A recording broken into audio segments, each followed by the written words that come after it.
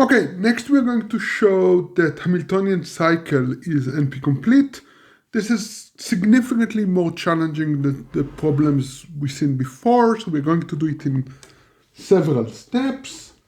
So let's start with what the problem is. So we are given a directed graph. So we're going to speak about directed Hamiltonian cycle. And does G have a Hamiltonian cycle? So for the sake of simplicity, the examples shown here, the graph shown here is directed, but maybe some of the examples we see will be undirected. For the reduction here, we are handling the directed case. The undirected case we will handle later on. So does this graph has a Hamiltonian cycle? What is a Hamiltonian cycle? It's a cycle that visits all the vertices exactly once. Okay, so the answer in this case is yes. Let's see if I can figure out how to do it. Yeah, I think in this case it's pretty easy. You go like that, all around, and then around like that, right? So this is pretty easy.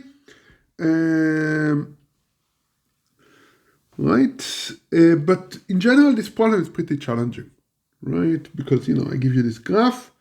Does it have an Hamiltonian cycle?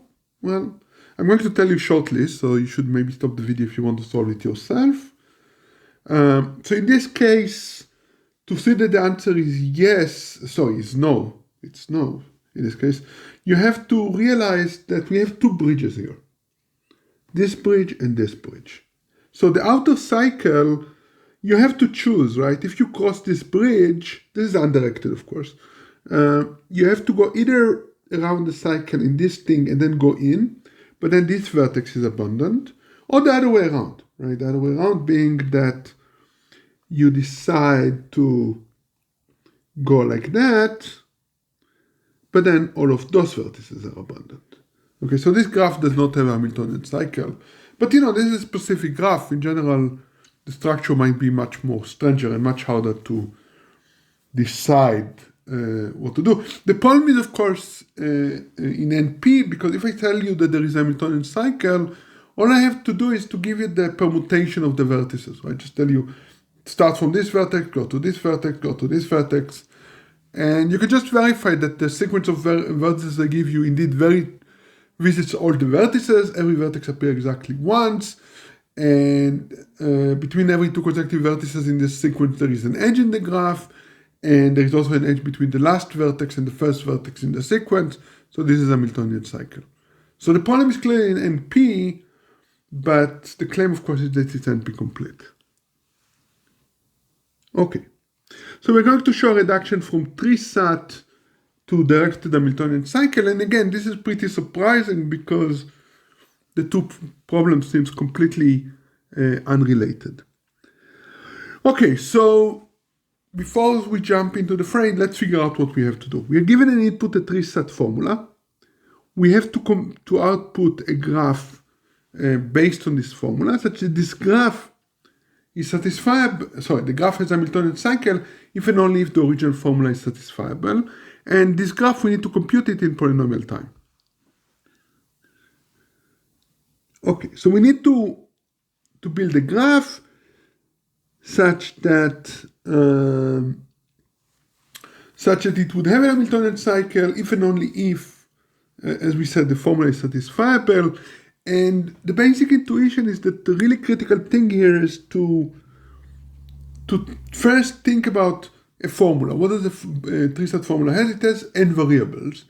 So we want to build a graph that has the property that we can encode an assignment using an assignment for all those n variables by Hamiltonian cycles. Right? Namely, we need a graph that has a large number, 2 to the n different Hamiltonian cycles, and somehow we can read the assignment from how the Hamiltonian cycle behaves.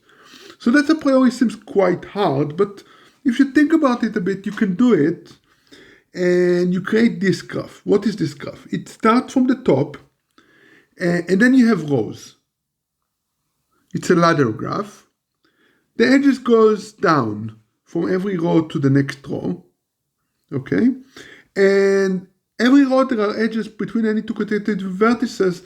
There are edges going in both directions. So you can either travel a row from left to right, or you can travel a row from right to left. But those are the two options, right? And you have to do it, right? You have to traverse every row, either left or right. There are going to be n rows. Every row is going to correspond to a variable. Now, the important thing is that if you look on the edges between two rows, right? If we look on two rows, it doesn't matter where we end the row. We can always move to the next row either in the same side or traverse to the other side, right? We have those four cross edges that enable us to do that, right? So we traverse row by row down until we get to the bottom. And then once we get to the bottom, we can go back to the top. So this graph is going to have 2 to the n Hamiltonian cycle. In fact, a Hamiltonian cycle here encodes an assignment to n variable, right? Because for every row, I can interpret the direction of the traversal as an assignment to a variable, right? So here is 4 variables, and here are the 3 different assignments, right?